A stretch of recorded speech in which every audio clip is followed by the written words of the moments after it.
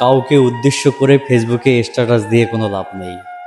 কারণ শুধু একটাই, যে আপনার পুরো জীবনটাকে বুঝে নেয় সেই মানুষটা 2 লাইনের কবিতা দেখা কী বা বুঝতে পারবে। একটা কথা জীবনে মাথায় ঢুকিয়ে রাখেন, যে মানুষটা আপনাকে ভালোবাসবে সে মানুষটা আপনাকে কোনোদিনও কষ্ট দিবে না। অন্তত এই কথাটা মাথায় রাখেন। সেই মানুষটা আপনাকে ছেড়ে যাবে না।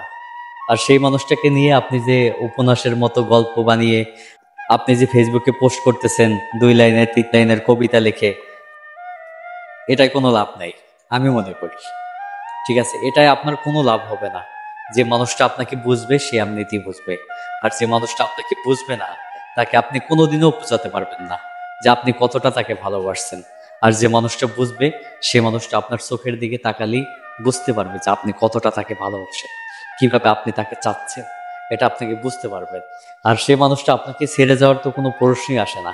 তাই একটা কথাই বলবো, এমন একটা মানুষকে নির্ধারণ করেন জীবনের, যে মানুষটা আপনাকে বুঝে, যে মানুষটা আপনার চোখের দিকে তাকালে আপনার চোখের ভাষাটা বুঝতে পারে, আপনার মনের কথাগুলো বুঝতে পারে, সেই মানুষটাকে আপনি ভালোবাসেন।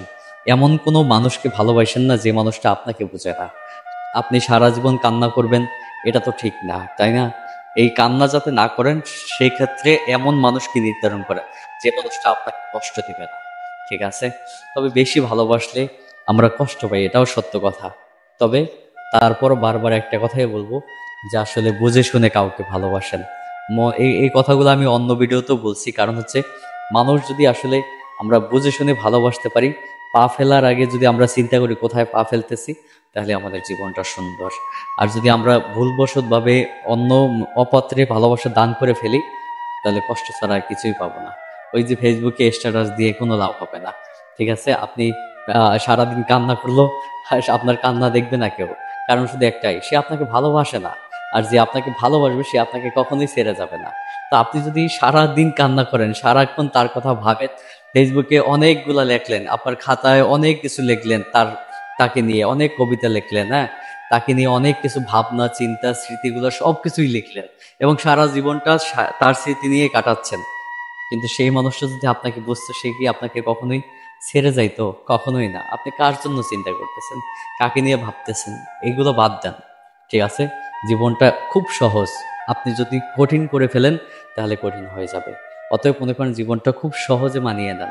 যে আমার হবে না, যে আমার হয়নি, সে আমার এমনিতেই কপালেই ছিল না, এটাই মেনে নেন। সত্যি কথা, যে হবে সে এমনিতেই আসবে, আর যে হবে সে কোনোদিনও ছেড়ে চলে যাবে না।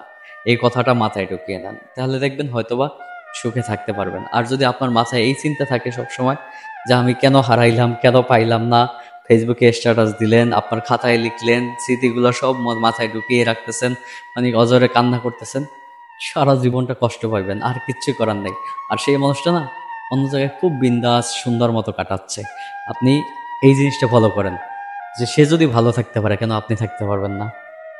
বলে যান এই সমস্ত কথা, তাকে নিয়ে আর ভাইবেন না। নিজের জীবনকে মূল্যায়ন করেন, নিজের জীবনের দিকে তাকান, নিজের শরীরের দিকে তাকান, আপনি সামনের দিকে আগানোর চেষ্টা করেন। দেখবেন হয়তোবা সেই মানুষটা আপনার জীবন থেকে হারিয়ে গেছে, তার থেকে ভালো কিছু আপনার জীবন আশা করতেছে।